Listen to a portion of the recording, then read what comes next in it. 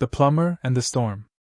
That autumn evening in Vilnius, where the old town is steeped in the smell of wet cobblestone, garlic-rubbed toast, and the faint bitterness of Lithuanian beer, I stood in what can only be described as a biblical downpour, shadowing a swindler of a plumber. The man had the face of a provincial saint and had just repaired my pipes in a rented flat on Piles Street so expertly that every morning they now performed an aria from La Traviata, complete with gurgling and whistling. The rain lashed my face like an enraged theater director berating an actor, and I, instead of fleeing to the nearest bar, Sventas Jockas, felt something click inside me. As though some clerk in the celestial office had flipped an hourglass and murmured, "Right then. Let's try this differently." The world became pliable, like dough beneath the hands of a skilled baker.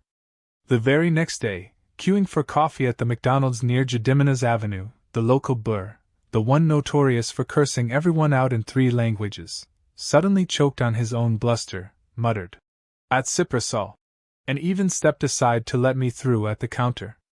I blamed it on the barista's exhaustion. But coincidences, as Woland once observed, have a wicked habit of ripening into patterns.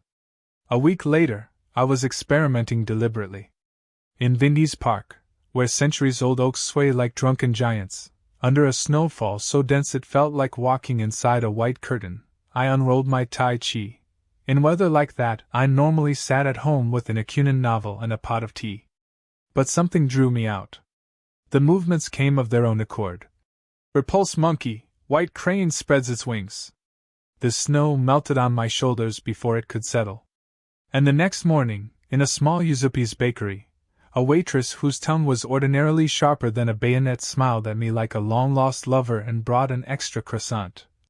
On the house. Then fate carried me south, to Austria. Graz, with its red-tiled rooftops and its comfortable bourgeois charm. I climbed the Schlossberg, that half-bald hill with its ruined fortifications and the Ertram clock tower, which surveys the city like a stern maiden aunt. Alpine gust tore at my jacket, howled in my ears like a wounded berserker, and I stood there with arms outstretched in the pose of "Embrace the moon," thinking, if this is coincidence, let it repeat itself, and louder. The wind dutifully intensified. The following day, that same plumber swindler, whom I had continued to track through a thread of emails, called from Lithuania, stammering, and offered to return not half, but nearly all of my money. As a matter of conscience. His, apparently, had been stirred awake by my alpine wind. In northern Italy, events began to spiral more tightly.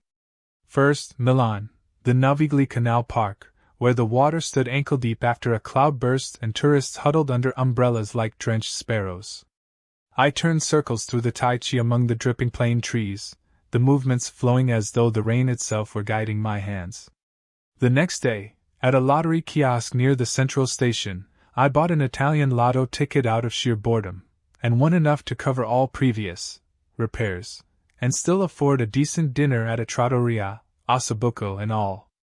Then Verona, beneath Juliet's balcony, where lovesick notes still pile up like fallen leaves, I stood in a sudden spring shower.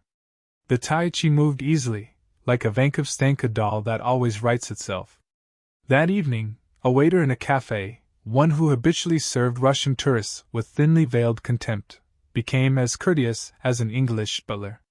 In Trento, amid the foothills of the Dolomites, where the air smells of pine resin and old wine, I repeated the ritual in a mixture of sleet and snow. The effect sharpened, ill-wishers now evaporated not the next day but within hours. A Lithuanian acquaintance who had long been quietly undermining me in business matters suddenly sent a message. "Sorry, brother. I was wrong." Then he vanished from my inbox forever. And the lotteries became a genuine diabolical temptation. In Graz, the Austrian lotto, modest but satisfying. In Milan, again. In Vilnius, the Lithuanian Vikingo Lotto, enough for a new jacket and a train ticket to Italy. Not jackpots, not fortunes, but enough to feel like fortune's particular favorite. Or something worse. The fear arrived at night, in a small hotel outside Verona. I woke in a cold sweat. What if this is a trap? What if this is not a lucky streak but a contract I never knowingly signed? Genuinely frightened, I set off in search of spiritual counsel. The rabbi in the Vilnius synagogue, silver-haired, with eyes that held within them every exile and every homecoming, listened to my confession, scratched his beard, and said with a mild smile, "My son, if this is from him, give thanks and live. If from the other one, give away a tenth. But don't haggle, or you'll give offense." The imam in Graz, calm as a mountain lake in still weather, nodded. "Allah grants blessing and takes it away. Give a fifth, to the poor, to orphans, to animals. And pray more fervently." A priest I never found worth consulting. One in Lithuania was too absorbed in politics, another in Austria too busy shepherding pilgrims for tourist brochures.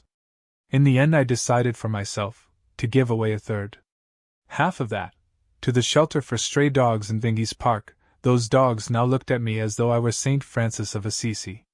The rest, towards the restoration of an old synagogue outside Vienna, and to aid refugees in Trento. I covered my bases as best I could. Just in case. Tai Chi in foul weather became a true ritual. After several sessions beneath the Milan rains and the Graz winds, ill-wishers began to dissolve almost instantly.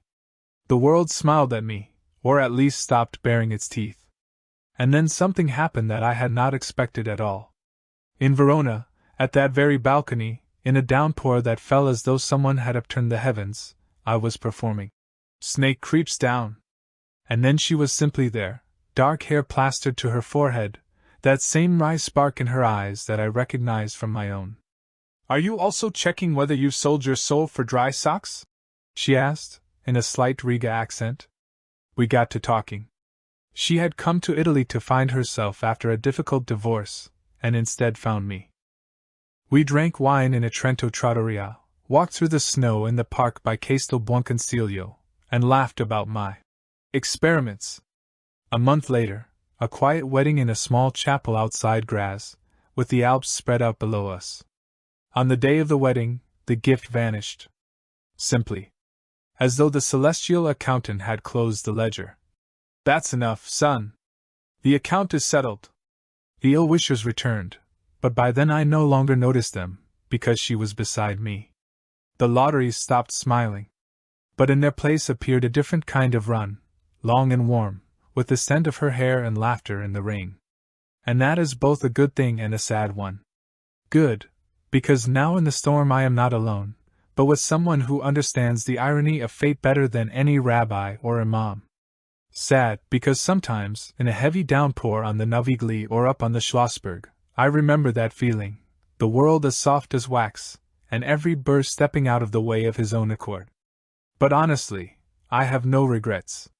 Because if it was the devil, he turned out to be uncommonly decent. He took the power, but left the most valuable thing.